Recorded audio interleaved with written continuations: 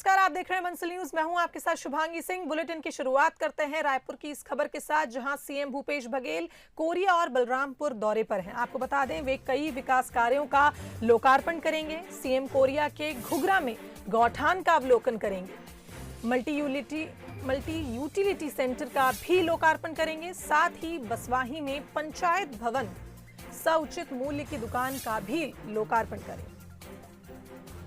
तो CM Bhupesh Baghel Korea और बलरामपुर दौरे पर रहेंगे, जहां वो कई विकास कार्यों का लोकार्पण करेंगे, जिसमें घुघरा में गौठान का अवलोकन, मल्टी यूटिलिटी सेंटर का भी लोकार्पण करेंगे। वहीं बसवाही में पंचायत भवन सउचित मूल्य की दुकान का लोकार्पण करेंगे।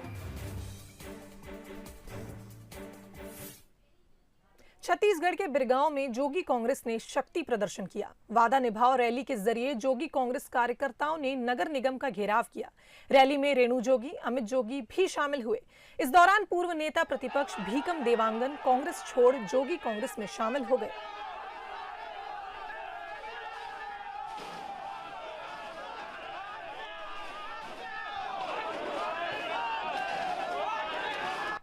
जी, आज हम लोगों ने बिरगांव में नगर निगम का घेराव किया है। इसके बाद हम लोग जामुल नगर पालिका और भिलाई और रिसाली नगर निगमों में भी घेराव करने जा रहे हैं। जनता कांग्रेस, जैसा कि मैंने कहा, इस बार एक एक वार्ड से अपना प्रत्याशी उतारेगी और हमारा उद्देश्य है एक ऐसी सरकार बनाना जहां पे छत्तीसगढ़ के फैसले छत्तीसगढ़ के लोग छत्तीसगढ़ की धरती में ही ले। छत्तीसगढ़ के निगम मंडलों में नियुक्ति को लेकर 57 नामों की सूची तैयार होने के बाद कही गई, लेकिन ऐलान नहीं हो सका। इस बीच मुख्यमंत्री के एक बयान ने सियासी हलचल मचा दी है। बीजेपी ने कांग्रेस पर अंतर्कलह के आरोप लगाए हैं। देखिए निगम मंडल पर घमासान को लेकर ये खास रिपोर्ट। छत्तीसगढ़ के निगम मंडलों पर 2 दिनों तक चली ताबड़तोड़ बैठकों के बाद उम्मीद जगी है कि अब जल्द नियुक्तियां होंगी, लेकिन मुख्यमंत्री भूपेश बघेल ने इस पर एक बयान देकर नई हलचल पैदा कर दी है। उन्होंने कहा कि निगम मंडल में नियुक्तियों का विशेष अधिकार उनका है। वे समन्वय के साथ नियुक्तियों की कोशिश कर रहे हैं और पूरा प्रयास है कि एक राय से सूची फाइनल हो। इसके पहले सरकार की तरफ से खबरें आई थी कि करीब 55 से 57 नामों की सूची तैयार हुई है। वो बाद में आएगा। देखिए, सामूहिक नेतृत्व का यही है कि सबसे राय शुमारी करके, सबसे बातचीत करके कोई फैसला ले। अन्यथा निगम मंडल में नियुक्ति है, वो मुख्यमंत्री का विशेष अधिकार होता है, वो जिसे चाहे नियुक्त कर सकता है। नियुक्तियों में हो रही देरी को लेकर बीजेपी ने कांग्रेस में अंतर्कलह के आरोप लगाए हैं। बीजेपी का कहना है कि कांग्रेस कार्यकर्ताओं में निराशा है। कांग्रेस 2 साल बाद भी निगम मंडलों के पद नहीं दे पाई। लगातार बैठकों के बाद भी आपसी सहमति नहीं बना पाई। देखिए, वैसे तो ये कांग्रेस का अंदरूनी मामला है, पर इस प्रकार की भाषा का सीएम का उपयोग करना, ये मतलब कहीं ना कहीं कांग्रेस की अंदरूनी तलखी चल रही है और अंदरूनी उठापटक चल रही है। सब कुछ कांग्रेस पार्टी में ठीक नहीं चल रहा है। मुख्यमंत्री को इस भाषा का उपयोग करना पड़े, मतलब ये निश्चित रूप से कांग्रेस के अंदर कहीं ना कहीं खलबलाहट है। माना जा रहा है कि सरकार के 2 साल पूरे होने के पहले निगम मंडलों की लिस्ट जारी हो जाएगी। हालांकि इस लिस्ट में कौन से नाम होंगे, किसकी पसंद के होंगे और कौन अपने लोगों को शामिल करा पाएगा, कौन नहीं करा पाएगा, ये लिस्ट आने के बाद ही पता चलेगा। बहरहाल इन नियुक्तियों पर सबकी निगाहें टिकी हुई है। ऐसी खबरें हैं कि सबको संतुष्ट करने की कवायद में ही लिस्ट टलती जा रही है। अब ये सूची आने पर ही पता चलेगा कि बीजेपी ने जो आरोप लगाए हैं उनमें कितना दम है। अभिषेक शुक्ल, बंसल न्यूज, रायपुर। वहीं गोबर घोटाले पर पूर्व सीएम रमन सिंह के आरोप के बाद गुरुवार को मुख्यमंत्री भूपेश बघेल ने पलटवार किया। उन्होंने कहा कि रमन सिंह आज तक नान घोटाले से उबर नहीं पाए। 15 साल लगातार चावल से लेकर राशन कार्ड घोटाले तक उन्होंने किए। वहीं सीएम के इस बयान पर बीजेपी ने प्रतिक्रिया दी। रमन सिंह जी भाई नान घोटाला से उबरे नहीं है, उनको घोटाला ही नजर आता है। ऑनलाइन पेमेंट हो रहा है, उसमें कौन सा घोटाला होगा? 15 दिन के 15 दिन पेमेंट हो रहा है। 2 रुपये किलो में गरीबों को पैसा दिया जा रहा है, उसमें कौन सा घोटाला हो गया? गांव के लोग इसकी व्यवस्था कर रहे हैं, गांव के लोग सबके सामने हैं। गठवान समितियां बनी हैं, स्व सहायता समूह बने हुए हैं, सारे लोग काम कर रहे हैं। इनको तो गरीबों के जहां लाभ पहुंचाना है वहां उसको घोटाला नजर आता है, क्योंकि वो जो घोटाला किए हैं गरीबों के हक में डाका डाले हैं, इस कारण से ये बात कर रहे हैं। खाली पब्लिसिटी के लिए सरकार, अभी मैंने देखा कि 45,000 किसानों का गोबर के लिए 5 करोड़ रुपए का पेमेंट हुआ। जरा उसको आप अंदाज लगा लें कि 45,000 किसानों को अगर 5 करोड़ का गोबर खरीदा गया है तो एक किसान को कितना रुपए मिला होगा? 450-500 रुपए भी नहीं मिला होगा। क्या 450-500 रुपए में कोई किसान का जीवन चल सकता है क्या? दुर्ग में राज्यसभा सांसद सरोज पांडे ने भूपेश सरकार पर हमला बोला। किसान कानून पर राजनीति करने का आरोप लगाया। वहीं कलेक्टर को कृषि कानून के समर्थन में ज्ञापन भी सौंपा। इस दौरान उन्होंने कहा कि जिनका पुश्तैनी धंधा खत्म हुआ उन्हें नए कानून से दिक्कत हो रही है। वहीं सरोज पांडे ने सीएम भूपेश को भी निशाने पर लिया। उन्होंने कहा कि मुख्यमंत्री छत्तीसगढ़ की संस्कृति की आड़ में खुद ही वाहवाही लूट रहे हैं। सरकार के 2 साल के कार्यकाल को पूरी तरह से विफल बताया। कांग्रेस की सरकार ने 2 सालों में जिन कामों को किया, क्या वो स्वयं मानती है कि वो संतुष्ट है? उन्होंने शराबबंदी का वादा किया, उन्होंने बेरोजगारी भत्ता का विषय कहा। आज तक छत्तीसगढ़ के प्रदेश में कितने लोगों को रोजगार मिला, ये मुख्यमंत्री जी को बताना चाहिए। मुख्यमंत्री जी केवल और केवल अपनी प्रतिष्ठा को बढ़ाने के लिए, अपने एक व्यक्तित्व को बढ़ाने के लिए कोशिश कर रहे हैं। देश में कृषि बिल जो लाया गया है देश के प्रधानमंत्री नरेंद्र मोदी जी के द्वारा, वह बिल किसानों के हित का है। किसानों के हित में वो निर्णय लिए गए हैं, इसलिए वो बिचौलिए जिन्हें लगातार इससे एक बड़ी और मोटी रकम मिलती थी, जिनका पुश्तैनी धंधा समाप्त हो रहा है, वो कहीं न कहीं उस धरना के पीछे है। वहीं मंडी संशोधन विधेयक पर हस्ताक्षर नहीं करने के मसले पर राज्यपाल अनुसुईया उइके का बयान सामने आया है। उन्होंने कहा कि नियम प्रक्रिया के तहत ही सारी चीजें होती हैं। उन्होंने ये भी कहा कि उस पर कानूनी सलाह ले रहे हैं। देखिए, ये तो एक नियम प्रक्रिया के तहत ही सारी चीजें होती है और उसमें हम कानूनी सलाह ले रहे हैं, क्योंकि ये सेंटर का मामला भी है। कहीं उसमें किसी तरह का आपसी कोई ऐसा क्रेज तो नहीं है, और जैसे ही क्लियर हो जाता है उसमें कोई दिक्कत नहीं है। वहीं खबर रायपुर से है, जहां संसद भवन के शिलान्यास समारोह में कल राज्यपाल शामिल हुई थी। आपको बता दें, वीडियो कॉन्फ्रेंसिंग के जरिए राज्यपाल अनुसुईया उइके इस कार्यक्रम में शामिल हुई। राजभवन से नवीन संसद भवन के शिलान्यास समारोह में वीडियो कॉन्फ्रेंसिंग के जरिए राज्यपाल शामिल हुई थी।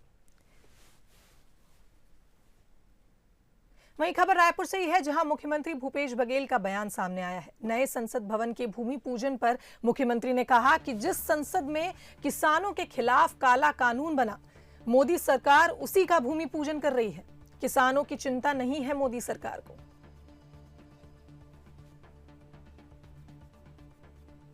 किसान, देश के किसान 62 करोड़ लोग हैं, उसकी सूद प्रधानमंत्री नहीं ले रहे हैं।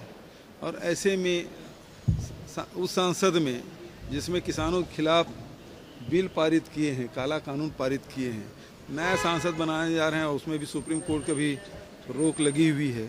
तो आज यदि सांसद की आवश्यकता है तो बना रहे हैं।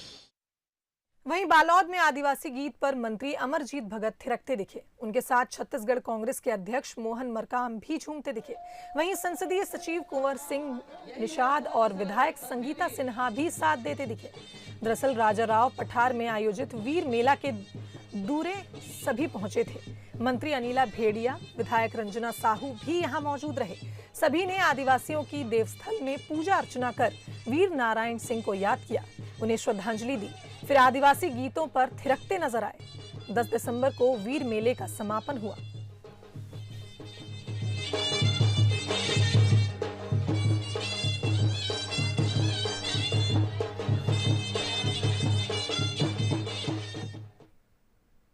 उधर कांग्रेस नेताओं के थिरकने वाले वीडियो पर सियासत भी गर्मा गई। सरोज पांडे ने तंज कसा तो मंत्री अमरजीत भगत ने भी तीखा हमला बोल दिया। व्यवस्था देनी चाहिए, वो व्यवस्था देने में नाकाम है। पूरे समय वो राजनीति में व्यस्त होते हैं। कभी वो बिहार जाते हैं, बाकी समय जो बचता है वो महोत्सव में चला जाता है। कभी राउत नाचा में जाते हैं, कभी किसी और नाचा में जाते हैं, कभी लट्टू खेलते हैं। तो खेलते और नाचते ही पूरा वक्त 2 साल का सरकार का जा चुका है। मुझे लगता है कि अब ये खेलना और नाचना बंद करना चाहिए और यहाँ पर शुरुआत करनी चाहिए। रमन सिंह के साथ नाचती थी तो अच्छा लगता था। राजनंद गांव में सुआ नृत्य साथ साथ में किए थे तो वो अच्छा लगता था। आदिवासी लोग नाच रहे तो उनको अच्छा नहीं लग रहा है। मुख्यमंत्री भूपेश बघेल गुरुवार को बलौदा बाजार के सोनाखान का दौरा किया। यहां उन्होंने शहीद वीर नारायण के स्मारक पहुंचकर श्रद्धांजलि दी। इस दौरान सीएम के साथ कैबिनेट मंत्री अमरजीत भगत, शिव कुमार डहरिया, अनिला भेड़िया, प्रेम साय सिंह टेकाम सहित संसदीय सचिव शकुंतला साहू और चंद्रदेव राय मौजूद रहे। कार्यक्रम में सीएम ने शहीद वीर नारायण सिंह के वंशजों का शॉल और श्रीफल से सम्मान किया। उन्होंने वीर नारायण सिंह को भारत के वीर सपूत और गरीबों का हितैषी बताया। इस अवसर पर सीएम भूपेश बघेल ने कलेक्ट्रेट परिसर में शहीद वीर नारायण की मूर्ति लगवाने की भी घोषणा की। वीर नारायण सिंह जी के कर्मभूमि और जन्मभूमि को नमन करने का अवसर मिला और इसको पर्यटन के रूप में विकसित हम लोग करेंगे। यहाँ भी आदमकद प्रतिमा लगेगी और जिला मुख्यालय में भी वीर नारायण सिंह जी के आदमकद प्रतिमा की स्थापना की जाएगी। सर, परिजन लगातार नाराज रहे हैं सरकार से, चाहे बीजेपी को चाहे कांग्रेस की हो। मैंने बात की, अभी घोषणा की, इन परिवार के सदस्यों को 10,000 रुपया इन लोगों को पेंशन सम्मान निधि मिलना चाहिए और वो मिलेगा। कोंडागांव और महासमुंद में भी छत्तीसगढ़ के पहले स्वतंत्रता सेनानी वीर नारायण सिंह को श्रद्धांजलि दी गई। कोंडागांव में पीसीसी अध्यक्ष मोहन मरकाम ने उनकी प्रतिमा का अनावरण किया, तो महासमुंद में राज्यसभा सांसद फूलो देवी नेताम ने उन्हें श्रद्धांजलि दी।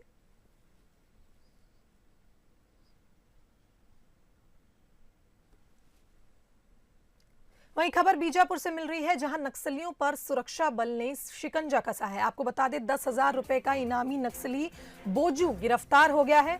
नक्सली मुठभेड़ और हमलों में ये शामिल रहता था। सर्चिंग के दौरान सुरक्षा बल ने नक्सली को गिरफ्तार कर लिया। जिला पुलिस बल और छत्तीसगढ़ सुरक्षा बल ने ये संयुक्त कार्रवाई की, जिसमें 10,000 रुपए का इनामी नक्सली बोजू गिरफ्तार हुआ है। कोर्ट ने आरोपी नक्सली को जेल भेज दिया है। फरीसगढ़ क्षेत्र में पोटा केबिन के पास उसे गिरफ्तार किया गया।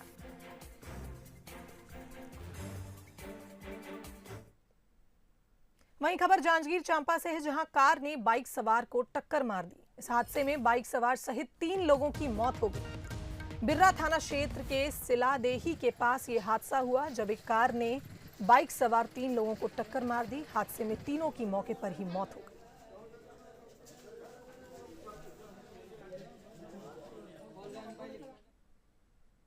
खबर अंबिकापुर से है, जहां मैनपाट में हाथियों का आतंक देखने को मिल रहा है। आपको बता दें, 9 हाथियों के दल ने यहां उत्पात मचाया हुआ है। 2 घर और फसल को तहस नहस कर दिया है। वन अमला मौके पर मौजूद है। आपको बता दें, मैनपाट वन परिक्षेत्र का यह मामला बताया जा रहा है। तो मैनपाट में हाथियों का आतंक लगातार देखने को मिल रहा है। 2 घर और फसल को भी हाथियों ने तहस नहस कर दिया। आपको बता दें, 9 हाथियों का दल अंबिकापुर के मैनपाट में पहुंचा और तहस नहस मचा दी। वहीं कोरबा में एक हाथी के हमले से महिला की मौत हो गई। दूसरी महिला ने भागकर कैसे भी अपनी जान बचाई। आपको बता दें, कटघोरा वन मंडल के पास पासन के रेज अरसरा की यह घटना बताई जा रही है।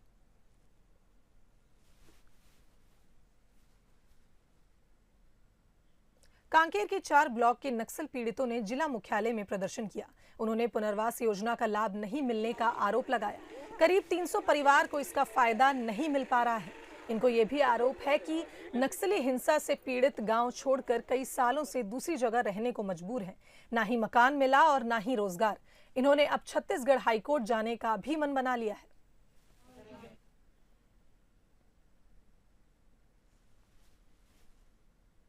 छत्तीसगढ़ में कोरोना काल में भले स्कूल बंद है, लेकिन ऑनलाइन क्लास जारी है। मोहल्ला क्लास हो रहे हैं, लेकिन कांकेर के अंदरूनी इलाकों की तस्वीर एकदम अलग है। यहाँ नक्सल प्रभावित इलाकों में शिक्षकों की मनमानी से छात्रों का भविष्य चौपट हो रहा है। इतना ही नहीं, मिड डे मील में मिलने का सूखा राशन भी नहीं मिल पा रहा है। ड्रावल गांव में प्रधान अध्यापक की 1 साल से गायब है। कोरोना महामारी के आने के पहले से ही वो नदारत है। वहीं बीहड़ गांव में तो नौनिहालों के लिए आंगनबाड़ी केंद्र तक नहीं खुले हैं। कुल मिलाकर यहां नक्सलवाद से लड़ने के लिए जिस शिक्षा को बढ़ावा देने की बात की जा रही है, वही लचर हालत में है। हाँ सर, वो तो बच्चे नहीं आते, लेकिन ढूंढने से 1-2 बच्चे आ जाते हैं, उन्हीं को हम सुचारू रूप से संचालन करने में थोड़ा सफल हो जाते हैं। अच्छा, यहाँ पर जो प्रधान अध्यापक है वो भी नहीं है, चपरासी भी नहीं है, तो ऐसे में कैसे आप लोग यहाँ शिक्षा व्यवस्था को चलाते हैं? हाँ सर, जैसे भी अंदरूनी इलाका है तो कुछ समस्याएं आती है, लेकिन जैसे भी वो आ जाते हैं तो सुचारू रूप से संचालन हो जाता है। कोरोना महामारी के कारण मार्च से ही स्कूल और कॉलेज बंद हैं। हालांकि पढ़ाई जारी रखने के लिए ऑनलाइन क्लासेस लगाई जा रही हैं, लेकिन कई ऐसे गरीब बच्चे हैं जिनके पास स्मार्टफोन नहीं है। रायगढ़ कलेक्टर भीम सिंह ने जन सहयोग से ऐसे गरीब बच्चों को मोबाइल दिलाने की पहल शुरू की है। इसके शुभारंभ पर कुछ बच्चों को मोबाइल वितरित किए गए। शिक्षा विभाग के सर्वे के मुताबिक जिले में 6वीं से 12वीं तक के लगभग 5000 बच्चों के पास स्मार्टफोन नहीं है।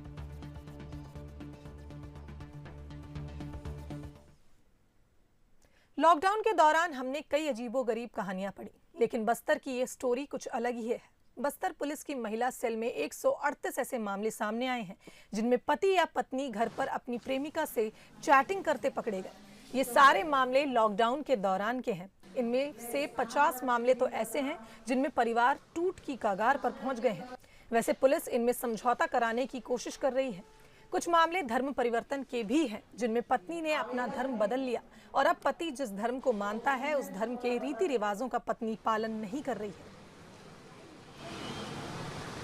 और इन सभी मामलों पर महिला सहायता प्रकोष्ठ के माध्यम से जो है काउंसलिंग कराया गया है और इस काउंसलिंग में जो है 85 मामलों का जो है प्रकोष्ठ के माध्यम से जो है निराकरण कराया गया है, जिनमें अधिकांश मामलों पर आपसी सहमति बनी दोनों पक्षों में।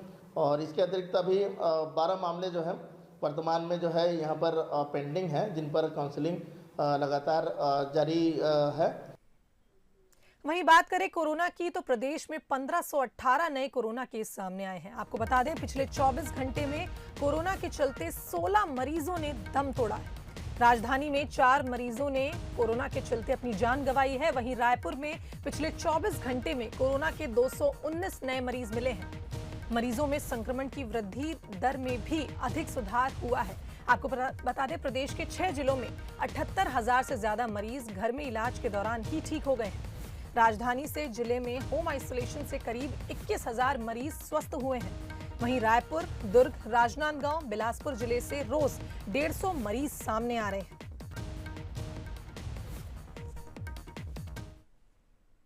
राजधानी के साथ दुर्ग भिलाई में ड्रग्स की तस्करी करने वाले रैकेट की बड़ी चेन का खुलासा हुआ।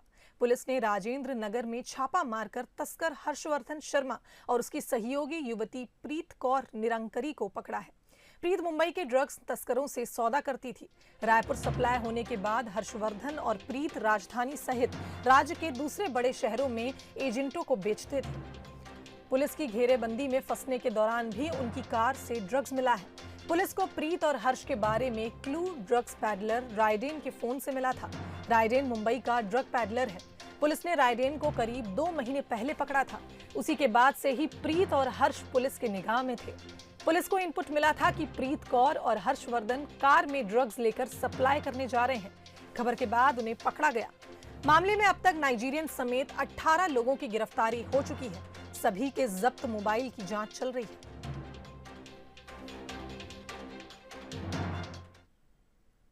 अब बात उस बहन की जिसने अपने शहीद भाई के सपने को पूरा किया। कहानी राजनांदगांव के जंगलपुर की है। यहाँ जैसा शहीद पूर्णानंदन ने सपना देखा था, उसी तरह दुल्हन ने अपनी बारात बुलाई।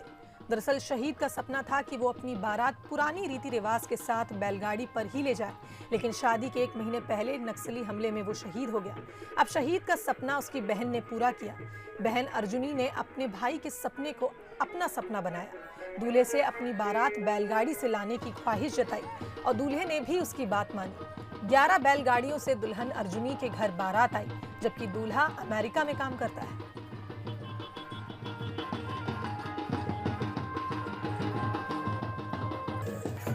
शहीद हुए हैं, उनका ख्वाहिश था कि मैं भी शादी करूंगा तो बैलगाड़ी से ही बारात जाऊंगा और बारात गाड़ी को सजा करके जाऊंगा और पुराने जो अपना पीढ़ी का जो रीति रिवाज है उसको मैं पूर्ण करके दिखाऊंगा। अपना छत्तीसगढ़ का जो सांस्कृतिक जो रीति रिवाज है उसको उजागर करूंगा। इसका मन में अभिलाषा था और अब क्या करें, अब वो शहीद हो गया बेचारा, लेकिन उसका बहन का शादी में